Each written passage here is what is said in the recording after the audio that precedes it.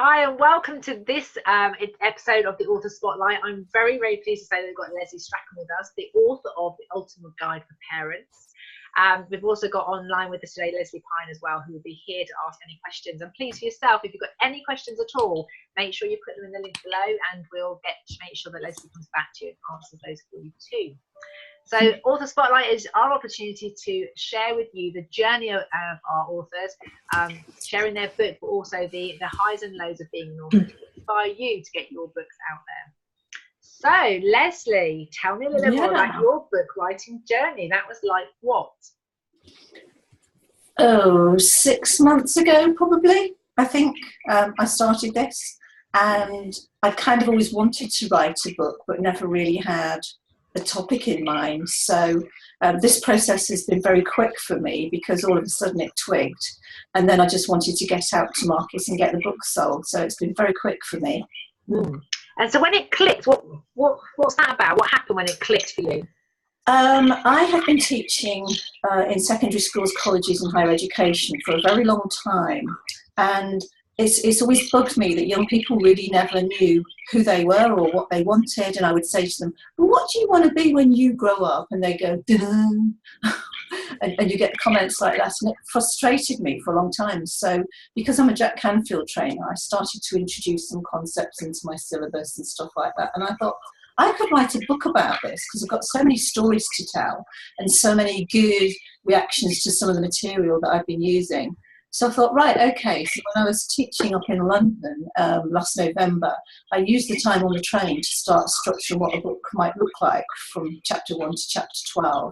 And strangely enough, I found it really easy just to get going and write it because it was all from the heart, and it was stuff that I knew about and examples from students and parents. And I did lots of research with about 2,500 parents to kind of get the hang of what was really winding them up about their teenagers, apart from not cleaning their rooms and causing havoc, really. Fabulous. Yeah. So why did you write the book? Because I'm so passionate about young people not having any direction in life and just floating about all over the show. And I thought maybe I could make a real difference to young people's lives and their parents, which would make living with these teenagers a whole lot easier. And so that was my key, really, to change people's lives and to inspire and support young teenagers to have some sort of idea about who they were, what their personal values are, if they could do the job of their dreams, what would it be, and look at sort of alternative ways of getting them in employment, in a job that they will be passionate and enthusiastic about. And that's that's the sort of angle that I'm coming from, working with all the young people that I do. So what's the most important thing that you've learned as part of the process of being an author in the journey to write this book? The important thing that I've learned, the writing I was really worried about, but it ended up being quite straightforward. The one thing that I've learned is that you can't do it all by yourself. And I needed a lot of people around me who knew what they were doing to get me to where I wanted to be. So it's things like editing the book and images and how it all pans out in the book and the typesetting and all that sort of thing, and the marketing of it, because I'm a marketer by trade, but marketing the book is a completely different concept altogether. So bringing a team of people around me who knew exactly what they were doing and could project manage it made my job writing it that much easier, to be honest. Fabulous. So what do you wish you'd known before you started? How long it would take. Because like other speakers have said before, it's quite a long process, and you get quite depressed about some aspects of it, and sometimes you hit brick walls and you don't know how to get out of it, and shall I bother completing it? Is it worthy enough to get onto a bookshelf? And so I kind of wished I'd known before what the project looked like, and then it would have made it easier for me to actually complete it better. And what does the project look like to you? What's your experience of it as a project now? As a project? Yeah, if you said you'd like to see what it was like before, if you were telling another author now what that project's like, what is that like? It's having somebody on board who can coordinate the whole process and tell you week by week what the actual process is going to be. What I do like working about with Karen and Libertas is that there's a weekly accountability form every week, and I like that because I can start planning what I'm going to say the next week, so that I stay on track and be committed to not letting other members of the team down. So now I know the process. I'm going to wish I hadn't said this before, but maybe the second, third and fourth book will be easier because I know what to expect. And some of it for me was a bit of a tsunami of information and stuff language that I didn't know existed. So new process for me. Yeah. So that's what I've learned. And I think that even now, Karen and I, when we're working with our clients, you say about the language, there's like editing, and then there's development editing, and there's proofreading, and there's grammar editing, and there's feedback and development ideas kind of editing. So you can say editing, and there's so many different variations of it. Yeah. And you can say how long, and it will be different for every person because it'll depend on their perception of it. So it's an interesting process for us when we're working with people to give them enough idea that you're roughly in this phase. You've got this phase. It's much more when you get to that design part, which I know we've got a great system with Sam, particularly, who helps project manage all of us. Yeah. Keeps us on track with dates and times. Yeah, and it's all things like, legal use of images and what kind of images to use. And some of the hardest decisions I found was even stupid things like what font to use and stuff like that. Yeah. And that was strangely difficult. The writing was relatively straightforward, but we went through 3 iterations of images for the front cover and about 48 different variations. And that I found really challenging for me. It was really weird, but well, I don't know. I'm going to put this out there, and you can tell me whether it resonates with you or not. But we're talking. Leslie's actually just finished her author spotlight, and what I'm noticing when I work with people is that if they're writing their own personal story, it can be quite challenging because when you're in the writing process, because you're looking at yourself. And it sounds like your book was much more looking at data outside of you and stories of other people, and it was stuff that you'd done to help people. But when you come to the cover, it's more represented, it's representing you. So you're having to look at yourself, and the font is more about your personality, your style and stuff. And I think that sometimes we just don't look at ourselves very much, and we don't know how we want to be seen or how we want to be interpreted or what the message to be. And so that's why writing a book is so powerful, because we get so many different perceptions of ourselves through the process. Interestingly. Yeah, interestingly with the front cover concepts too, is when I put it out to my networks, it was sort of, how do you tie in the front cover concept to the title, and what does that mean to different people? And I'd get a mum come say, I've got 6 kids and you've only got 1 middle class white child on the book, and I'm going, oh my God. So it's really having to think about the market you're trying to sell the book to. And that was a really, really difficult challenge, to try and cover ethnic, differences, age differences, family orientation, and things like that. Yeah. Have you got a copy of the cover? I don't know if we have, because I do believe you did get it sorted. Let's have a look at the image. I'll pop it up a bit, so I can't quite see it. Yeah, can you see that? Yeah, it's fabulous. Yeah, I love it. And purple's one of my favourite colours as well. So. And the idea is, at the end of the day, we'll have happy, confident children. So that's what I wanted to get over to parents, that they can have this, but they're going to have to work through the book to do it. Yeah, absolutely, fantastic. So, what was your lowest point on the journey? I didn't like rereading what I've written all of the time. Because I kind of wanted to change things about all the time, and I don't like proofreading my own work, so I got my husband to do it, quite frankly. and I said, just have a look at it for the flow, and think about whether things need to be changed or not. And I think some ways, as the other Lesley was saying earlier, you kind of look at it, but you can't look at it with fresh eyes. Somebody else has to actually have a look at it. And that's where I found sending out the book to some critical, positive friends was a really great idea. And I've managed to get a lot of feedback and some, what do they call it? Some positive praise for the front of the book. So I was really pleased about that. So How did you? Go on. How did you choose your positive critical friends? How did you know who was the best person to give it to? Because I belong to the Jack Canfield group of trainers. We're all certified trainers in the Success Principles.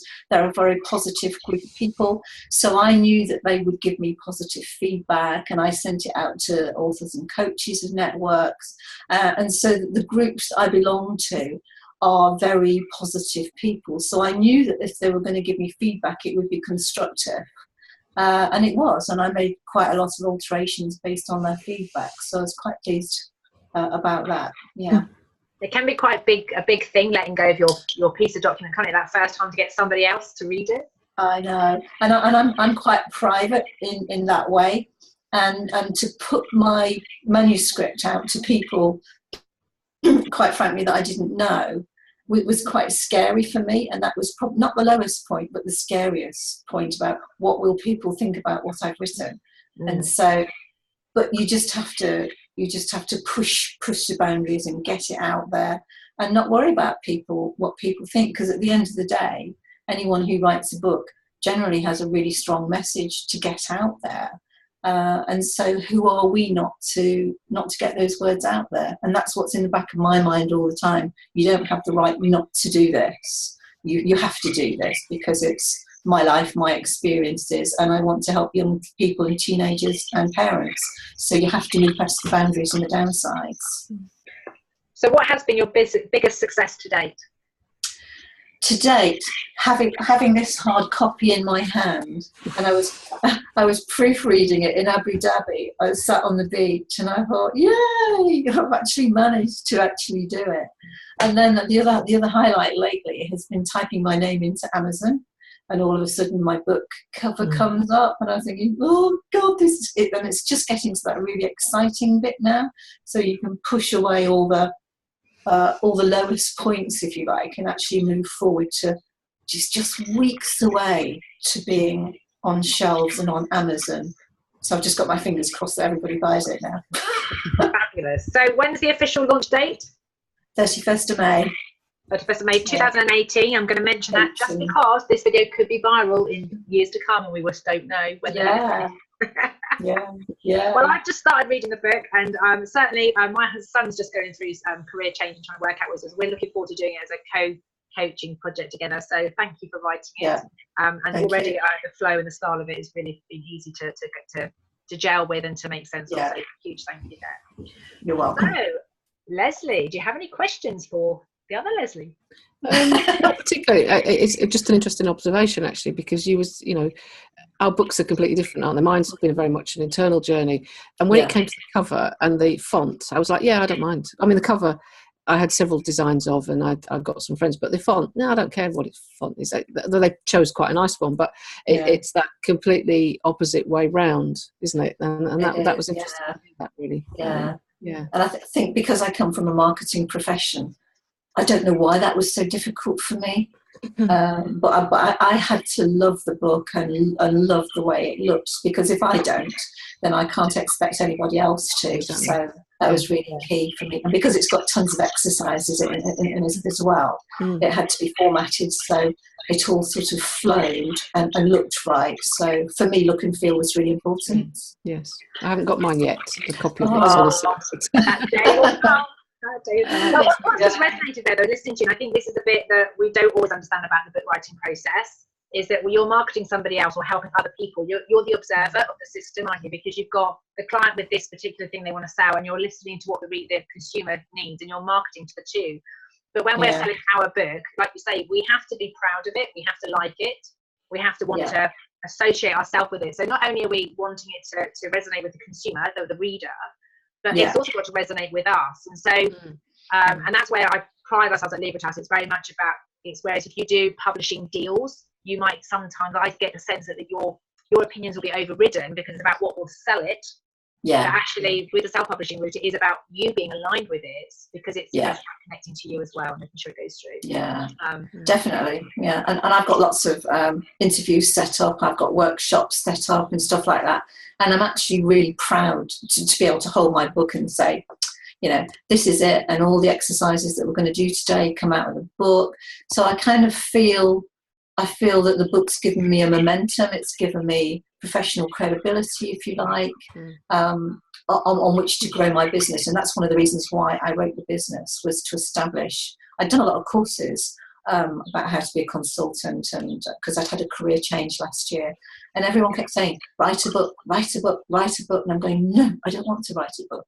And, you know, after a while, you get the feeling that you get messages from all over the place, don't you? And then they all start sort of becoming a volcano at the end. So in the end, I had to sort of say, okay, I'll write a book.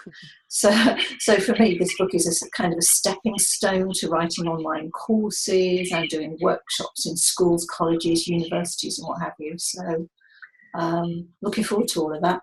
Fabs, I have one last question that's not on the sheet, but it just come up because of what you're saying there, is that often we in life, we get given advice, don't we? You ought to write a book, or you should do this, but we're not ready to hear it. So if you could go back to your former self 6 months ago that was getting that, or even a year ago or 2 years ago, whenever you were very first told you should write a book, what would you say to yourself? That's hard because I'm really stubborn. And so I think I have to come to those decisions myself over time, and I'm a great believer that if you hear it often enough and different people say it, and other, you know, I've explored other people who've written books and asked them about what they've done and stuff like that.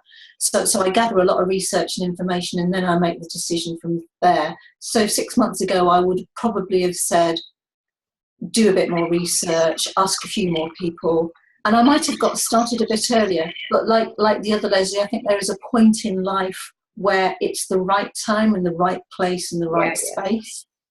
And, you know, that was it for me. So my advice to other authors is that you will know when it's the right time. Don't sit in front of a computer with an empty Word document. Something, like Lesley said, something triggers something, and then you just get started. So don't stress about the writing, it will come. Absolutely.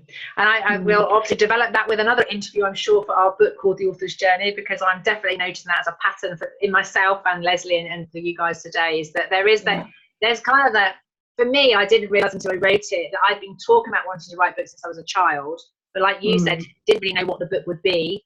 And 6 years ago, I said, I'm writing a book, I still didn't know on what. But I don't even think that my business was fully formed enough for me to write about it until 6 years later. Although I knew I wanted to write about it, I had that sense, that intuition, but I didn't have the material by then. By the time I actually got around to writing it, that was when I had all the information. And I say, keep paying attention to that little voice, because it's very easy to keep putting it off and become a pattern of not doing something with it. So it's kind of interesting that, how do you know when there is a cut-off point and you keep putting it off, and when you know it's the right time to write? And that's quite an interesting gap for people to actually move through. But I think you probably know at the end of the day. And if like the rest of us, you're surrounded by positive people who aren't criticising you for doing it, then that's another spur to actually keep going. Yeah.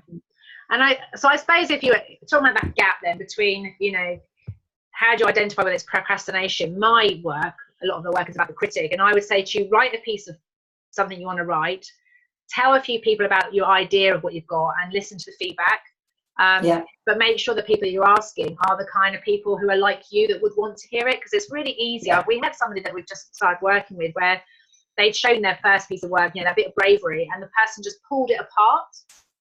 Ooh. And so if you're going to give your first piece of work out, it's got to be, you know, in your case, it would be people that are childless, or somebody who's going through a difficult time with parents. It's got to be the ideal reader who people might benefit from it, because they're going to resonate with it more. And actually ask them, what do you like about it? And set yourself up for some positive feedback. You know, does it make sense? Is it flow? Does it, you know, what emotions does it conjure up for you? Whatever it is you're looking for. But it's really important if you're caught in that bit, because I hear so many times that the delay factor is because that bit where you've both talked about, where is it good enough, has started before they've even shown it to anybody. And until you get the feedback, you don't know that it's got huge value. No, you don't. But we just have to feel the fear and do it anyway most of the time, don't we? Absolutely, but so much easier if you've got a cheerleading team. Whether it's I work with Karen and myself, and Lesley, we've been very honoured to get to work with you. But whether you're working with Libra Trust or not, and anyone's watching this, it is about having a team. You've got your family, or you've got friends, people that encourage you, that want you to get the book done. Because I think people underestimate the process, as you say, whether it takes 18 months or 6 months or 6 years in my case. It's a journey, but a bit like watching someone train for the marathon or whatever else. If they understand what's involved and you share it with them, people can encourage you. And definitely that end bit, like the last mile, we all need lots of cheerleaders to get us through the design and editing part. We do, yeah. So and everyone's got a view. Lesley, I've got to give you a thumbs up. Give you away with your book again, you superstar.